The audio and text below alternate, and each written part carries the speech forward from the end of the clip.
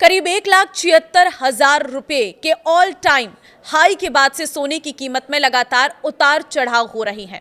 कयास लगाए जा रहे हैं कि सोने का भाव अब 1 लाख रुपए से नीचे तक आ सकता है। नमस्कार, मैं हूं आपके साथ ममता तिवारी। आप देख रहे हैं न्यूज़ 18 का डिजिटल प्लेटफॉर्म। कैसे सोने का भाव 1 लाख रुपए से नीचे तक आ सकता है, इस रिपोर्ट में बता रहे हैं, ध्यान से सुनना। देखिए, सोने की इस गिरावट के पीछे रूस का अमेरिका को दिया एक ऑफर माना जा रहा है। अगर अमेरिका रूस के बीच ये डील हो गई तो बाजार में कई बड़े बदलाव हो सकते हैं।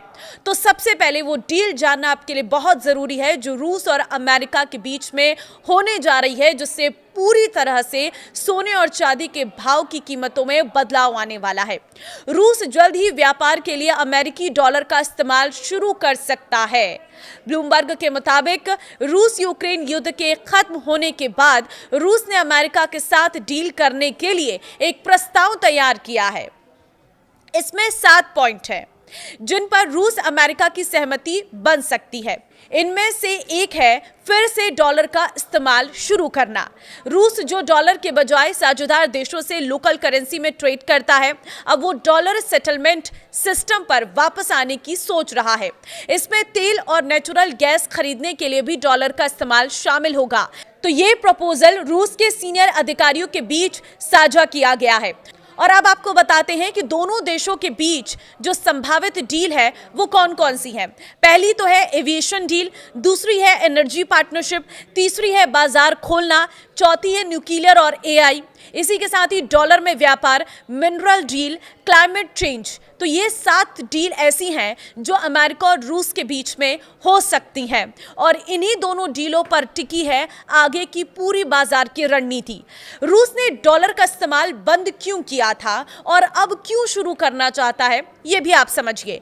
देखिए, दूसरे विश्व युद्ध के बाद डॉलर ग्लोबल करेंसी बनकर उभरा। आज दुनिया भर में व्यापार के लिए सबसे अधिक इस्तेमाल डॉलर का होता है, लेकिन रूस अपनी करेंसी रूबेल से ग्लोबल ट्रेड करता है।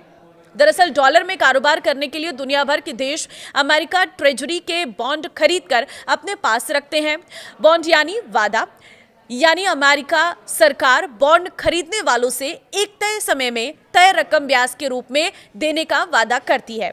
2022 में अमेरिका ने इसी तरह खरीदे गए बॉन्ड्स को जब्त कर लिया और ब्याज तो दूर, मूल रकम भी लौटाने से इनकार कर दिया। इसके बाद से ही रूस समेत दुनिया भर के तमाम देशों ने अपने फॉरेन रिजर्व में डॉलर कम करके सोना खरीदना, सोना रखना शुरू कर दिया। जैसे भारत और चीन, अमेरिका की लगाई पाबंदियों के चलते रूस पश्चिमी देशों से ट्रेड नहीं कर पा रहा है। इससे नेचुरल गैस का कारोबार करने वाली रूसी कंपनियां घाटे में चल रही हैं। उनकी इकोनॉमी का भी खस्ता हाल है। ऐसे में रूस फिर से अमेरिकी डॉलर में व्यापार कर अपनी अर्थव्यवस्था, ट्रेड और फॉरेन रिलेशंस को सुधारना चाहता है। तो क्या रूस के डॉलर इस्तेमाल करने से सोने के दाम घटेंगे? तो देखिए, डॉलर पर निर्भरता कम करने के लिए दुनिया के कई देश, खासकर ब्रिक्स देश, अपने रिजर्व में डॉलर कम कर रहे हैं और सोना बढ़ा रहे हैं। 2005 में भारत के फॉरेन रिजर्व में सिर्फ 4.3% गोल्ड था, जो 2025 में बढ़कर 15% हो गया है। 2000 से 2025 के बीच चीन का गोल्ड रिजर्व 443% बढ़ा है और ब्राजील ने 2025 में 16 टन सोना खरीदा है। इससे पहले 4 सालों में उसने कोई सोना नहीं खरीदा था। तो एक्सपर्ट्स का कहना है कि रूस के फैसले के बाद डी-डॉलराइजेशन की प्रक्रिया में बड़ा बदलाव आएगा। दुनिया भर के सेंट्रल बैंक घबराकर तेजी से गोल्ड रिजर्व कम कर सकते हैं। इससे मार्केट में सोने की सप्लाई बढ़ जाएगी। जब मार्केट में किसी चीज की सप्लाई डिमांड से ज्यादा हो जाती है तो उनके दाम गिरने लगते हैं। सोने के साथ ही आने वाले दिनों में ऐसा हो सकता है। देश के सेंट्रल बैंक सोना खरीदना कम कर सकते हैं। इससे सोने के दाम में भारी गिरावट आ सकती है। संभावना है कि सेंट्रल बैंक अपना सोना मार्केट में बेचने भी लगेंगे। तो क्या सच में सोना 1 लाख से कम होने वाला है? तो देखिए, एक्सपर्ट्स का कहना है कि भारत में सोना पहले ही अपने ऑल टाइम हाई से 15% कम हो गया है और अभी इसके और गिरने की संभावना है। भारत में सोना 1 लाख प्रति किलोग्राम से कम हो सकता है। 2027 तक भारत में प्रति 10 ग्राम सोना 90,000 से 1 लाख रुपए के बीच सेटल हो सकता है। सोने की कीमतों में उतार चढ़ाव की अन्य संभावनाएं भी बताते हैं। सोने की कीमत कम होने से लोग लॉन्ग टर्म इन्वेस्टमेंट के लिए सोने में निवेश बढ़ा सकते हैं। परमाणु हथियार के मामले में अमेरिका और ईरान का मुद्दा अभी सुलझा नहीं है।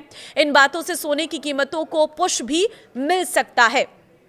2026 में अब तक सोने के दाम में कैसे उतार चढ़ाव आए वो भी आप जानिए। Indian Boolean and jewellers association यानी IBJA के मुताबिक 1 जनवरी 2025 को 10 ग्राम 24 कैरेट सोने की कीमत 76,162 रुपए थी, जो तब भारत में ऑल टाइम हाई थी। साल खत्म होते होते सोना 1,33,000 रुपए के पार पहुंच गया।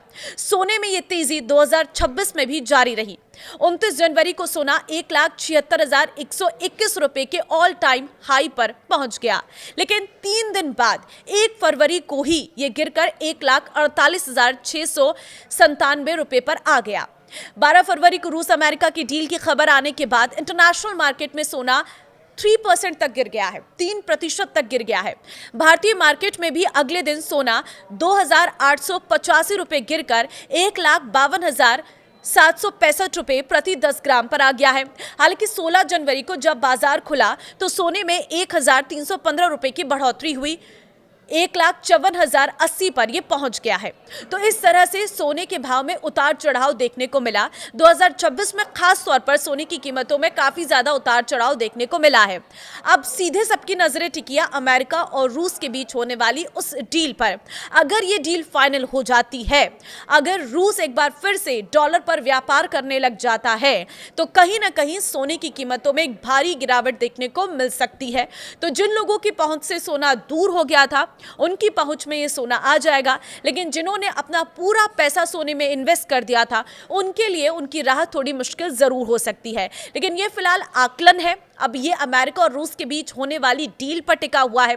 जैसे ही उस डील पर कोई चर्चा शुरू होती है, दोनों देशों के बीच में बैठकें होती हैं और दोनों देशों के बीच में डील पक्की होने लगती है, वैसे ही मार्केट में इसका असर देखने को मिल सकता है। हालांकि यह भी अनुमान है, इसके लिए कोई स्पष्टीकरण यहाँ पर हमने नहीं दिया है। ये बस एक अनुमान के हिसाब से आपको जानकारी दी गई है कि सोना इस हद तक भी गिर सकता है और आपकी पहुंच में आ सकता है। फिलहाल इस वीडियो को शेयर कर देना सभी लोगों के साथ, ताकि बाजार में हो रहे उतार चढ़ाव में सभी लोग इन्वेस्टमेंट करने से पहले एक बार सोचें और तभी जाकर किसी भी शेयर को खरीदें या सोने चांदी में इन्वेस्ट करें। नमस्कार।